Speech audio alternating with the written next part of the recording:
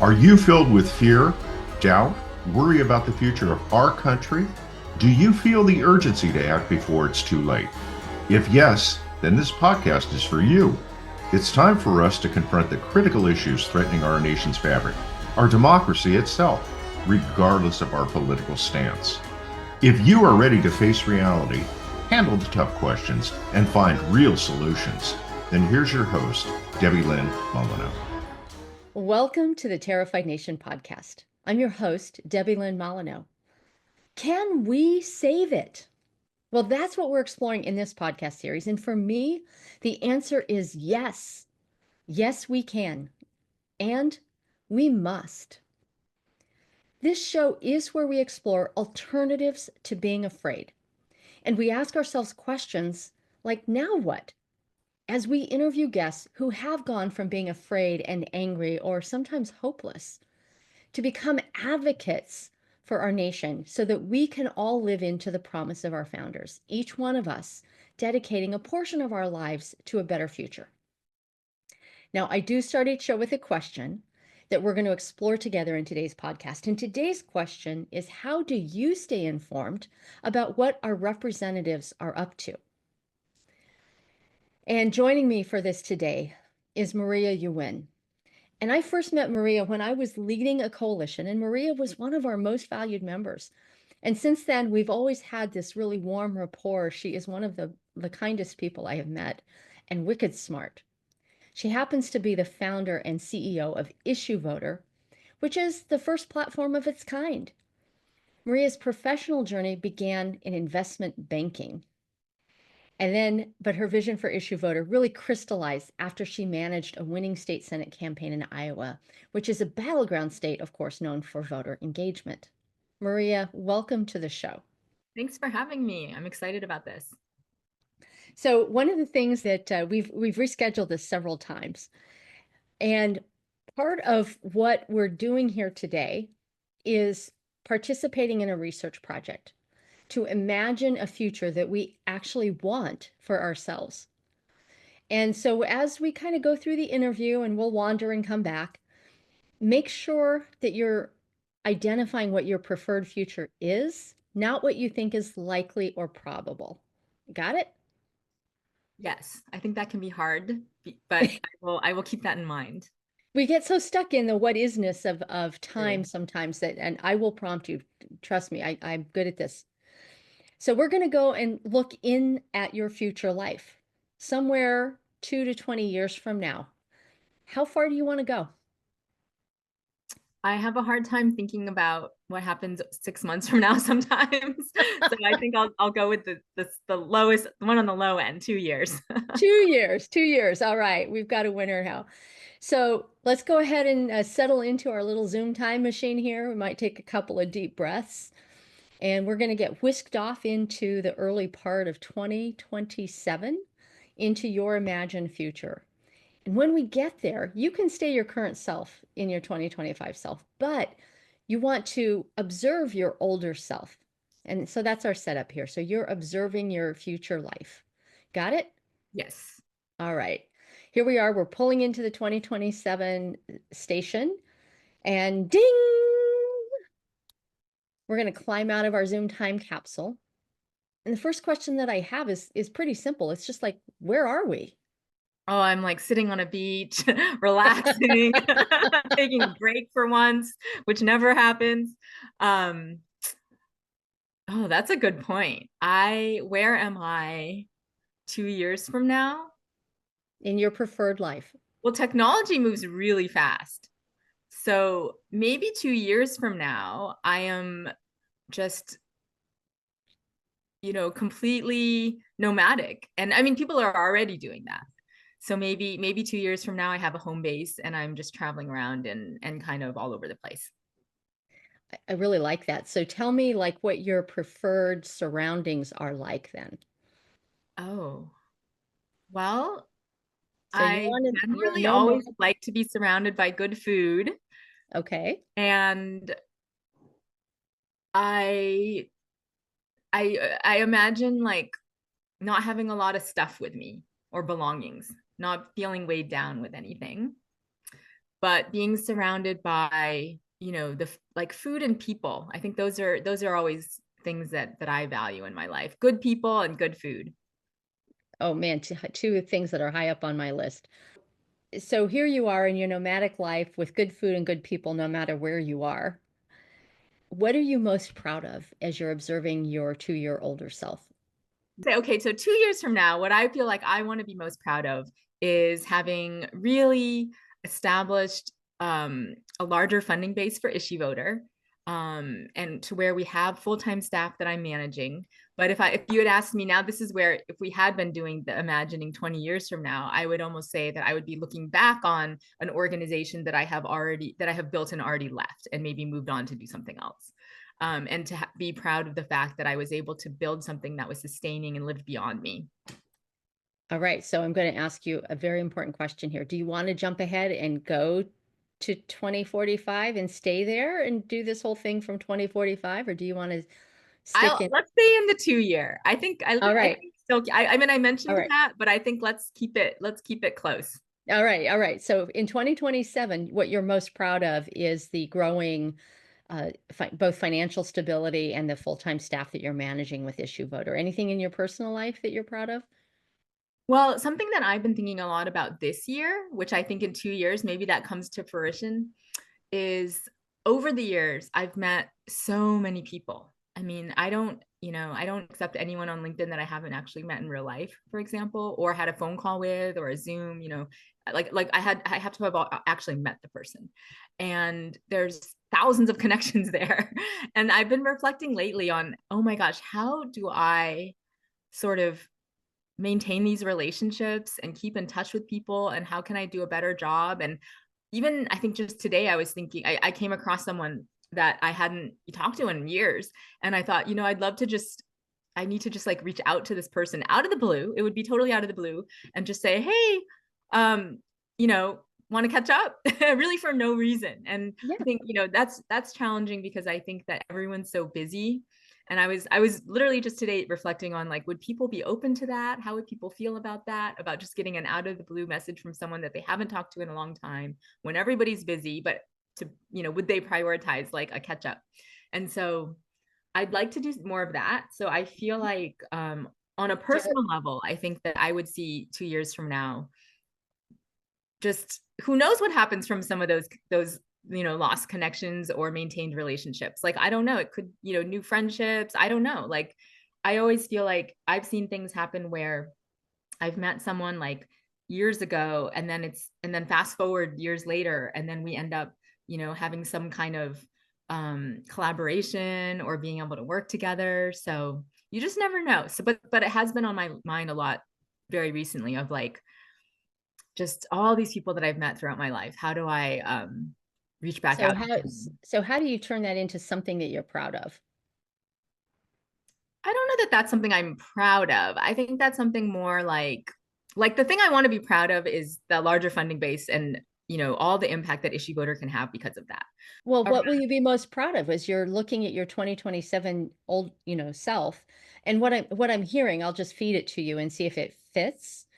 What I'm hearing is that you're proud of all of the connections that you have maintained, whether they be close or tight or loose relationships, but your ability to maintain relationships with literally thousands of people over time. Yeah, I like that. That's right. And ability to, and just, yeah, maybe in 2 years, I have like a system in place where I'm able to do this. That would be great. That would be proud of that system, whatever that system is. Wait, I as you started talking about this section, I just have to share that, like, every once in a while, like, I'll be doing something and somebody will pop in my mind, or that whatever I'm doing reminds me of a person. And I literally will sit down at either the text or my computer and just type out, hey, saw this today, thought of you, how are you? And I send it. I don't like make it a big deal. I just like hit send. I have had some of the most wonderful catch-ups from that activity. Yeah, that's exactly what I'm talking about. So yeah, I've been wanting to do that. So this is great. Great. And I could always, and we could all do it more. Think about how much better our country would be if more of us did that. Yeah, more connected, Mm-hmm. more resilient, and just like I was trying to say, but not very eloquently. I think some of these connections, you just never know what could happen from them. Yeah, It's all unknown, but but it And could be really well, and special. when I receive those types of messages too, I often feel so like honored that somebody thought of me. Like it's a precious gift to know that somebody thought of me. Yeah. And then, one thing I have done lately is I used to use Shutterfly, the website with photos and things. And so I have all these old albums in there. And what Shutterfly is very smart. What they do is they send me these emails like once a week, and it says, here's a picture of you from like 18 years ago. And it's always it's pretty long ago. And often I will send that picture to whoever is like in the picture with me. Right? I'll say, hey, look at us. And it's kind of nice because you think back not only on the person, but the memory of what you were doing in that photo. Exactly. Exactly. I love that. Well, this kind of gets into our next, so Shutterfly sends you these emails about what you were doing, but let's think about yourself and look at yourself 2 years from now and think about how do you spend your day? I think I spend my day, I don't know about the actions, but I spend my day feeling very motivated, feeling like we have a lot of momentum, and just very I feel myself being very like externally focused in delivering, the message of what IssueVoter is. Because I think the way that I see the evolution of my role with IssueVoter is in the early days as a founder, you're building from scratch. And so, of course, it's external in the sense that you're doing things like human-centered design training and building, and human-centered design, and like really talking to a lot of people in order to get input to shape what you're building. But it's Hmm. kind of internally focused, like you're building the thing, you're attracting the volunteers, the people, um, as opposed to a more external focused role, which I think is more what I see myself doing in 2 years, which is focusing on really being like that, one of the probably hopefully many spokespeople Hmm. for the organization. And of course, that relates to fundraising and something that I have been trying to focus on more. Well, So, you actually answered the next question, but I want to go back and refocus on like activity throughout the day. So I'm hearing things like you're managing your team, you're having speaking engagements, you're coordinating fundraising efforts. Like if you wake up in the morning, like what's the first thing you do? And feel free to weave personal and professional together here. oh, Than this what is we such a do. hard question for me too, because I'm one of these people that's very resistant to routine. So, what do I do every morning? It's not this cannot be the same thing every It's morning. not the same thing every day. Yeah. Okay, got it. So Most let's likely my let's dog is waking me up. So like first thing in the morning, I am not a morning person. So first thing in the morning is the dog makes me be a morning person and I'm walking the dog. That is not my choice. My dog is a very structured being that likes the same thing every day at the same time, and I am not like that. All right. I So think that's why this question is hard. It's like, what are you doing all the day? I'm like, I don't know. I want to do whatever I feel like doing, whatever needs to be done, whatever deadlines are coming up. But no, but I think there is just that general feeling of my actions are more externally focused, given a Mhm. role, I think, at a larger organization. Okay. All right. I'll let you get away with that one, given your lack of structure and your lack of randomized. And there is enough structure with a dog, I have to say. Like I know about dogs and structure. Yes, I if you've ever done this, there's so many different of these like personality typing things out there, and sometimes people do them at work, sometimes people do them for fun. There's one where I actually couldn't get through the book. I just couldn't read it. It frustrated me so much. But it's Gretchen Rubin, and it's called The Four Tendencies. And it's like it talks about how you it kind of talks about your relationship to, oh, what's the word I'm looking for? Accountability. Mm, So it talks about people, so she has four types. There's the type of person who is really good at being accountable to both themselves and others. The type of person that's good at being accountable to others, but not necessarily themselves. Like if they know someone's counting on them, they'll follow yep. through. Um, there's the type that she calls a questioner, which is someone that will ask a lot of questions about the thing that they're expected to do. And once they're fully bought in and fully enrolled themselves, then they'll do it, but they'll ask a lot of questions about it. And then there's the rebel, which is the type that I am, according to this quiz, which is the type that rebels against any uh, any external or internal accountability. But interestingly, it says the rebel makes some of the best are often entrepreneurs. Yes. So, so Yeah, that's I actually this recognize question about myself my daily routine, I perhaps. recognize myself in 3 of those 4 descriptions. So, But we've worked together. I am a responsible person. of course. It's not like rebels don't meet deadlines. It's not like rebels don't get things done. We do. We just do it in a way that feels that there almost has to be a feeling of like nobody's telling me to do this. I was going to say there's a sense of internal autonomy that's Exactly. required for rebels. Yes. Absolutely. I absolutely get it. And the question that you've answered mostly already, but I want to ask it just in case there's something more there, is how does your 2027-year-old self feel most of the time? Yeah. So momentum, excitement, powerful, I think is a good feeling to feel Okay. powerful from a place of security. Like Okay. having that funding base, having that team empowers us to do more and to feel, and that steadiness and that Mhm. solid base feels Yeah. empowering. So I don't mean power in terms of like, being a dictator. Um, so There's a lot of other people with that in definition, but being empowered is very important too. yeah, so feeling empowered, what did I say? Momentum. I think really positive. Oh, I think still a feeling of expansiveness. Like Mm, some years in the new year, I don't really make strict resolutions, but I'll kind of have a focus for the year. That's like a right. general feeling that I want to have for the year. So last year, my word was focus, which is not a very expansive feeling. It's like very narrowed in, very like I'm just gonna do this one thing at a time, and I'm gonna Put be your really blinders on. Yeah. like exactly blinders. But I think in 2 years, I think the feeling is going to be more expansive, open to new ideas, new opportunities, maybe a lot of rethinking, but not in a chaotic way, not like Well, rethinking everything I'm we do. I'm also hearing exploration or pioneering Yes, because I think, is with this funding base, it'll allow us to have implemented a lot of the things that have been on our wish list for a long time, on our yes. goals list. So like with IssueVoter, we're hoping to add language translations. We're hoping to cover legislation not only at the federal level, but also at the state level. We're hoping to expand the amount of work we can do for civic education. And we're hoping, of course, to expand our awareness in our user base, which only expands the impact. And so Right.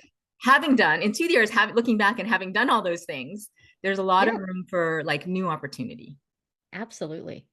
So as you're observing yourself in 2027, your 2-year older self, what can you see are the like 3, maybe 5 priority values that you live by? And qualities is another word if that is easier for you.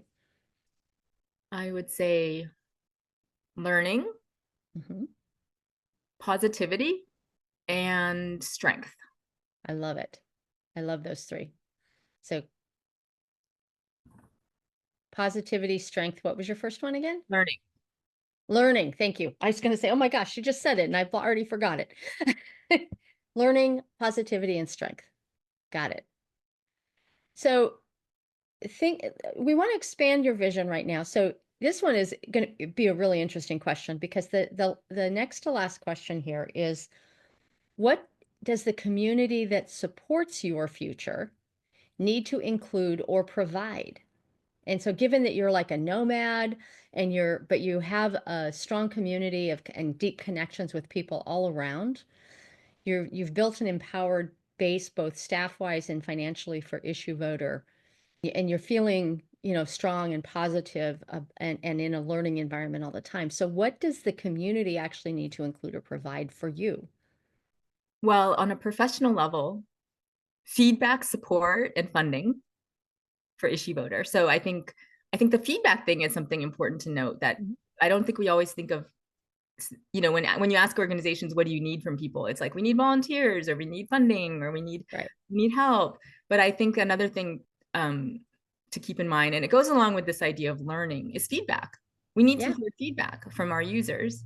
We need to hear feedback from elected officials. We need to hear feedback from all the different stakeholders, which can only help IssueVoter improve, and can only help us again in that kind of expansive state where there's new opportunities. Think about what those new opportunities can be. So I think feedback is one that I would highlight. But definitely we would need, just having, one of the things that I've been really lucky to have throughout, the time from IssueVoter's launch, I've been really, really lucky to always feel like I'm surrounded by passionate people who are really hardworking, and then we work really well together, and they're very dedicated. And so just continuing that, having really just excellent people on the team is going to be super important. I am someone that I'm a big believer in hiring people that are better than me or smarter than me or have different skills than me. And so just, being supported by a different set of approaches and skill sets surrounding the organization. And I think, we've envisioned this future in 2 years where we have the funding that has created a place for IssueVoter to feel sustainable and to have full-time staff. But of course, an organization, a nonprofit, needs continued financial support. Yeah. I think from like a personal level, in terms of what I would need, is I think just to feel like, I hate the term work-life balance. And so I took a class a while back when I was in grad school that talked about work-life integration. Okay. And so thinking about this question about what do I need, it kind of brings me back to that class and like, what are the things that you need? But they are actually all kind of interconnected. It's not like, oh, my work life needs this and my personal life needs this. Like, I think in total, I need to be surrounded by great people. I need to have outlets to have fun. Like, you can have fun at work too. I need to feel valued. Yeah. I wanted to throw in from an earlier part of the conversation that you need good food. Yes, definitely. So the community that can provide good food would be all the chefs and great restaurants. Anything else before we wrap up on the last question here? I feel like this has been so great. I feel like it's just the tip of the iceberg. I feel like this conversation has been an introduction into something that I'm going to be marinating on for days, maybe weeks, and come back to and think, oh my gosh, I have another idea or another thing I can think about. And no, this is really great because it's almost like what you've asked are questions that one can revisit at any time, almost like journaling prompts, and can revisit at any time. Also thinking about those other future years that we didn't focus on today. So like I can come back to these questions and I can think about 5 years from now, and I can think about 20 years from now at some point, maybe, if I feel ever ready to do that. Well, and I'm so, oh my God, that's so far. I don't know what's going to happen in 20 years. I know. But this is a magic wand time, so you make it up. Yeah. So it gives me so really, when you say, is there anything else? I guess that's a long way of me saying there's a lot else, but not right now. Okay. There's a lot for me to marinate on. And probably right after this conversation ends, I'm going to be like, oh, I wish I should have said. But I mean, I know we talked about me being the founder of IssueVoter, and I talked a little bit about some of our goals. I haven't really talked about what it is, so I don't know if now. So that's the last question where I'm going to just ask it and pose it out there, and you get to expound. So share with the listeners of Terrified Nation what it is that you're doing with IssueVoter that's going to influence or co-create this future community that you're dreaming of for yourself, but it's also for the rest of us. Yeah. So talk a little bit about IssueVoter. Just in the way that you worded that question, though, it kind of brings me back to the previous question, where it makes me think of like, what do I need people around in the community to be doing? I mean, we need people that want to be engaged and want to be heard on a big scale. Like I kind of talked about just my immediate, like my team, my family, my friends, my food. But on a big scale, what IssueVoter needs Americans that really do want to be heard, and that really do want the truth and want facts and want a government that works for them, So that's also what we need.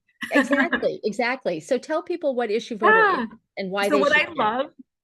What I actually love about what you what you said in the very beginning is you talked about exploring, alternatives to being afraid. So that does take me back a little bit to how IssueVoter started. And it wasn't so much from fear as it was from frustration. I was really frustrated from the fact that we do spend so much time and money on elections, but we have no way to track what happens between elections when the real work that affects our lives gets done. And so that was the frustration that led to IssueVoter. And at least today, what IssueVoter is it is a website and an app. So who knows, with technology, it might be all these other ways to access it in the future, where all people have to do is tell us what issues you care about. So they sign up, they say, I care about fill in the blank issues.